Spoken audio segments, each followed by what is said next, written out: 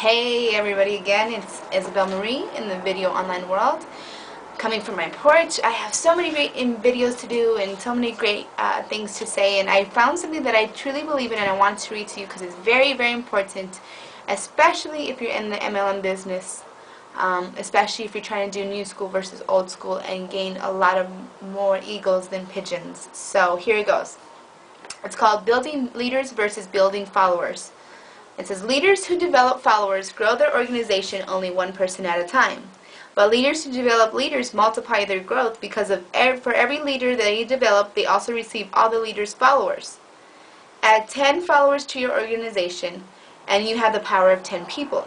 Add 10 leaders to your organization, and you have the power of 10 leaders times all the followers and leaders they influence. That is the difference between addition and multiplication. I like that part. It's like growing your organization by teams instead of individuals. The better the leader you develop, the greater the quality and quantity of followers. You not only want to make leaders, you want to make leaders, and then leaders of leaders of leaders. I like that too. Becoming a leader who develops leaders requires an entirely different focus and attitude from those of a developer of followers. Consider some of the differences. Leaders who develop followers: A. Need to be needed. B. Focus on weaknesses. C. Develop the bottom 20%. D. Treat their people the same for fairness. E. Hoard power. F. Spend time with others. G. Grow by addition. And H. Impact only the people they touch personally. Now, leaders who develop leaders. A. Want to be succeeded. B. Focus on strengths. C. Develop the top 20%. D. Treat their leaders as individuals for impact. E. Give power away. F. Invest time with others. G. Grow by multiplication. H. Impact others far beyond their own reach. And I.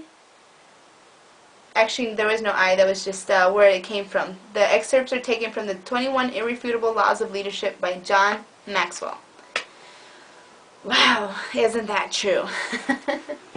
A lot of people, sorry, that was a chair. A lot of people feel like in order to be a leader, they have to go out and buy the best three-piece suits or the best power ties and have them pressed and ready to go and drive the fancy car and have the Dolce & Gabbana glasses and go out there and pitch, sell, and you need to follow me because I have the best looking outfit and the best car and the best job. Well, guys, first of all, I bought these glasses at $1.99. Second of all, I'm a mom, sits on her porch and makes videos. I have tattoos, my tongue pierced, and I am a single mom who doesn't drive a Mercedes yet. But the point is leaders are not leaders how we think of them in the old school ways. A lot of people have that stigma in their mind that you have to be a CEO or accomplish something great to be a leader. A leader is somebody who wants to be a leader, who does not stumble in taking initiative, and who doesn't care what other people think. People want to be led by people they can relate to, not by the great commanding voices. But I do agree with a lot of what this said, because leaders who develop followers need to be needed. It's like we're not here to play a contest on who's favorite. What it is like, look, we're doing business, but I don't need to be needed by my people. I like the connections we have, but at the same time, though, it's like I'm not going to focus on their weaknesses. I'm not going to sit there and say, I'm on the top and I'm all high and mighty and stuff. I want to learn from my people, too, and I am. I've learned a lot from my downline and from my friends in other companies that are in different network marketing companies than I am. And that's the point, is like the new school leader is somebody who's not afraid of being themselves first, knowing who they are, what they're passionate about, and vocalizing it, and using technology to help them leverage themselves. I mean, if you're still driving a Pinto and it's guzzling your gas and it's falling apart, eventually you're going to have to upgrade whether you like it or not. If you still have a pager and not a cell phone, I feel sorry for you. No, just kidding. No, but you know like what I'm trying to say. What I'm trying to say is, like, if you're going out there doing it the old school way and you're trying and it's not working, You know, 95, 97% failure rate, there's a reason for it, so you're going to have to kind of upgrade yourself. And if you don't take yourself serious enough to go out there and invest and spend time in looking for, you know, inspirational things to say, or invest in good books and good CDs and good mentors and good programs. People are like, oh, I'm not going to pay, you know, thousands of dollars for a coaching program. You know, what can they teach me? Well then, if you're not willing to invest money into yourself, don't expect anybody else to invest money into you. Not only is it unfair and realistic, but it's selfish. Because they're turning to you with what little money they might have for you to teach them, and then yet you're going out there and not even wanting to teach yourself and invest in yourself. It's like, it's an ongoing thing, guys. The reason why the wealthy get wealthier is because they take wealth 101. They take money making and learning about the wealth principles serious, and as serious as they did any college or high school course. You know, back in the day we were forced to go to school and we were forced to go and learn, but maybe not things that pertain to what we needed to know.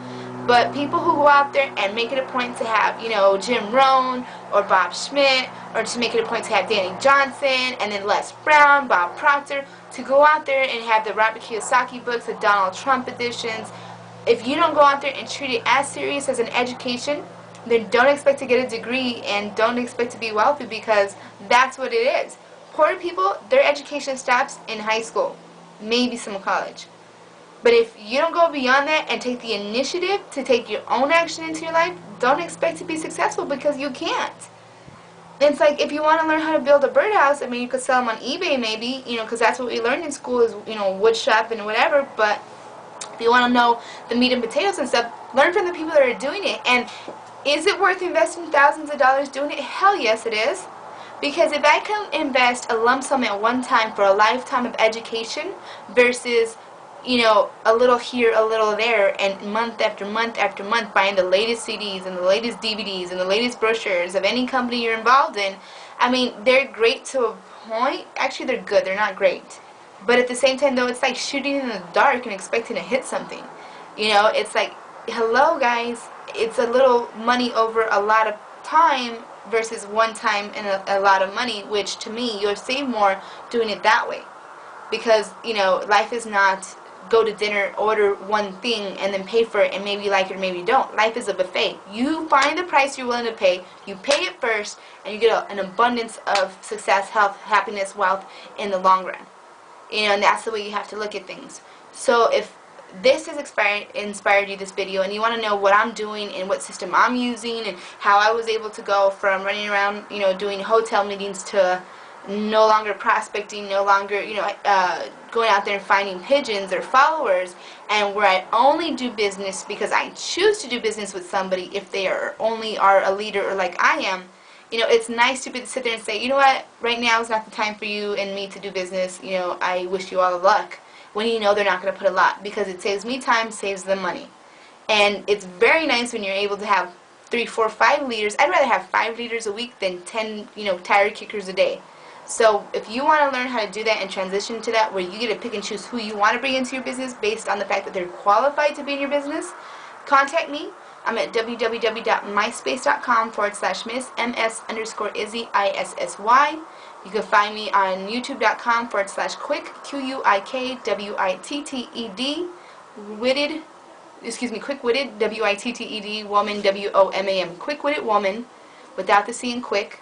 And you can find me at Isabel Marie, ISABEL the number 13, which is 13, at gmail.com. You guys have a great day. Go out there and find your leaders, or better yet, have them find you, because business is no longer about who you know, it's about who knows you. Have a great day. God bless. And I'm going to leave you with one of my quotes that I love. It says, goals.